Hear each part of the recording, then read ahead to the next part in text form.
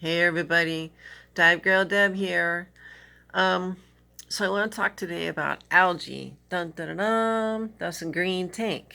That's a little 5-gallon tank, and it's a good spot for it because it gets sun from the window here in the front of the house.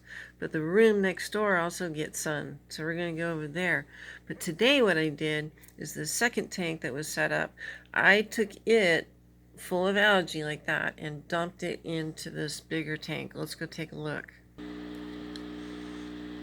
All right, so we're here in my fish room, and there's not much in here right now. You guys remember when I bought this rack with 4 tanks for really cheap, and these 3 still need to get cleaned and stuff. But this one, I filled it with rainwater, and I chose it because it's this is the one that's going to get the most sunlight because the window's right here, of course. So excellent sun exposure. These are going to be a little darker, and so this is a 30-gallon. I do need to try to find another 40 that I could put here. I got the space for it, but someday. So today what I did is I don't have to run a heater for this, but I am running one right now just because I want to stabilize the temperature. And then of course the thermostat on the back wall, I have it set for 57 degrees, and that's just a fail-safe for this room, just in case this room gets shut, that it'll never get colder than that with its own heater. And I've got a big bubble bar in the back, and that's pushing water up and it's rolling over. So I got this constant circle going here, and you can see stuff. See, here's stuff that makes it rotate, and it's a great way to get your water to move without doing anything, other than just add that bubble bar underneath there. Plus your heater is horizontal, and so that heat will rise up and you get lift as well. Great idea there.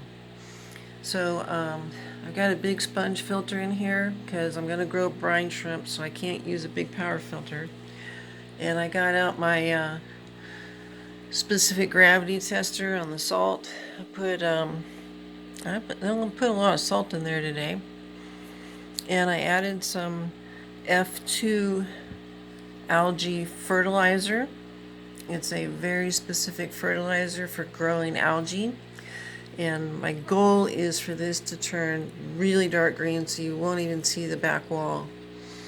And then I'll start putting some brine shrimp eggs in it, and with 30 gallons in the sunlight, I can come through here, grab my net, and collect brine shrimp with that, take it out, feed my discus.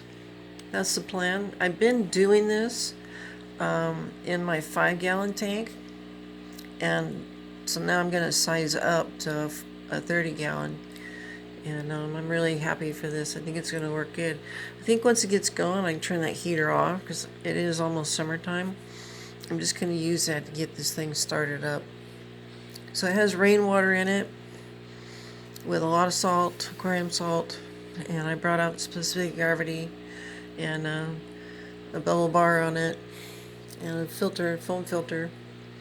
It's got lots of air.